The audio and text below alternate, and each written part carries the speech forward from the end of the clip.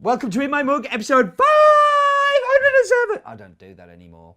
But this week, we're off to Costa Rica, to Cafe ARBAR, which is the name of the mill, to El Manantial, which is the name of the farm, Caturra and Cataí, which are the varietals, and a red honey.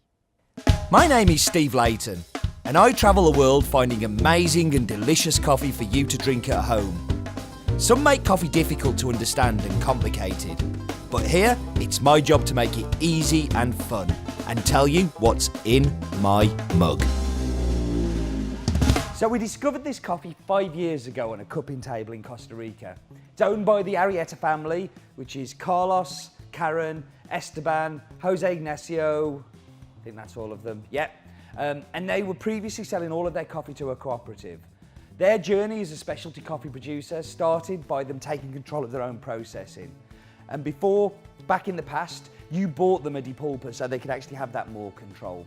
With more control over their processing, they've started to explore different varietals, different processes, and laying out different kind of varietals in sections, really kind of well thought out and well planned planting. And for the first time this year, we're going to start to see some of the varietals from the farm come through. We've got some really, really interesting ones that won't be on In My Mug because they're so small, but they're going to be coming through in the next few weeks too.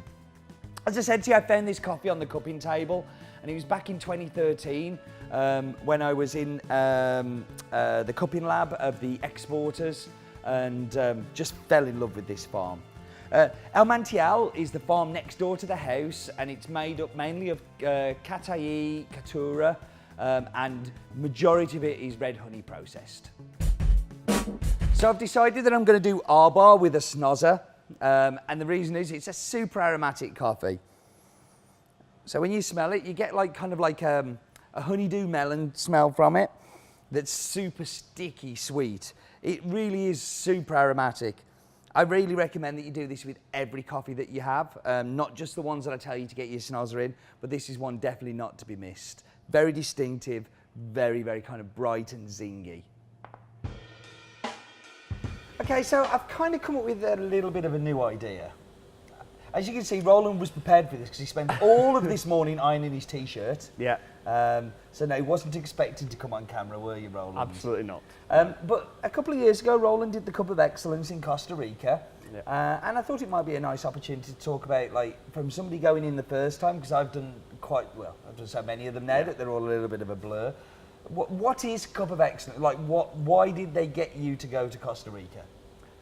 I'm not entirely sure why they got me, but it's a competition to find basically the best lots of coffee produced by that country in that year. And that means tasting a lot of coffee. Mm-hmm. So they have a national competition first, and the ones that make it through that, they then go to an international jury. So there was me, there was lots of other roasters, there were some green buyers, there were people from all different parts of the coffee industry who are really experienced, lots of them at doing what they do at tasting coffee, and we had to choose the best lots. Yeah. And what kind of coffees did you, were they all of a certain level, or there were some that were just really like amazing, some that weren't so good? Like, what kind of job does the national jury do? The national jury does a really good job of like screening out the really bad stuff. Mm-hmm. So there wasn't really anything there that was terrible. Yeah. There were some ones that were a little boring or a little flat. There were some that were absolutely incredible. But there was nothing really bad there. And in fact, two of the national jury then join you on the international jury, which is great because they give a really different perspective on things. And from the top 10, did you think it was a worthy top 10? Do you think that was the best coffee represented from Costa Rica that year? Or do you think there was like, you know, it was just an element of Costa Rica presented that year? I think there was some really, really good coffees there. I wouldn't begrudge any of those top 10 that place. Yeah. There were a couple of ones that I personally loved that didn't quite make it into that top 10, which is unlucky. But you did have a good range. So we had some interesting coffees in the top ones, the anaerobic fermentation processed ones, some different honey processes and so on from different parts of the country as well. Mm-hmm. Very good. So the reason that we're talking about it on this coffee was after the Cup of Excellence, you got to go on a little a jolly day. Yeah, I got to go to the Western Valley. Yeah, so tell us a little bit about what happened when you went there. Well, you say the Western Valley, and I got to see other places, but Manantial, I actually kind of spent basically the day with the family. Yeah. And it was incredible. It's properly kind of sticking with me for my life. The actual coffee, as it arrived here, I had a grin on my face because every time it arrives, I kind of think of them. And they are a lovely family. It's a beautiful little farm. And I kind of got dinner made for me, put head of the table, looked like after. Marilyn, is it? I can't, Marilyn. Anyway, she's like the most amazing cook as well. Yeah. Like, you're like such good home, and particularly when you've spent a week in a hotel doing Cup of Excellence, kind of getting that just that home cooked meal is like little homemade tortillas and all the bits to go on it. And like Carlos climbed up a tree to get me a green mango so we could eat green mango with salt on the table.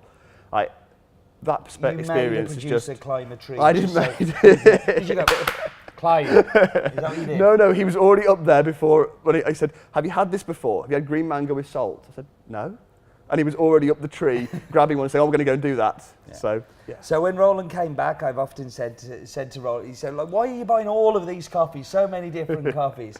And now it's like, maybe we should maybe have a little less of a, of ARBAR. No. And it is the thing that you build those relationships with those producers, and you have those memories of those one-off moments that seem very small at the time, but they're fairly big impact. And I think it really helps when what we do when we have that roast that coffee. I know you said to me before, I'm a better roaster when I come back, because every time I get that coffee, I think about that family, and I really care about it. I care about everything, but those ones in particular now, because I know them, there's always a really special place there. It's a big pressure on you as well to represent their brand and their farm and their livelihood, with so much work in it. And I think once you do get to know the people, it does become a little bit more of a special thing for you. It is. Right, you better go and make some coffee go, Brown, and we better move on to tasting some damn fine coffee.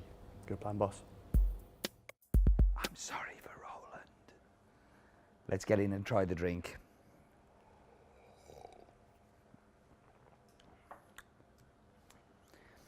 Okay, so that smell that I got from the snozzer in the bowl of the honeydew melon is very much there.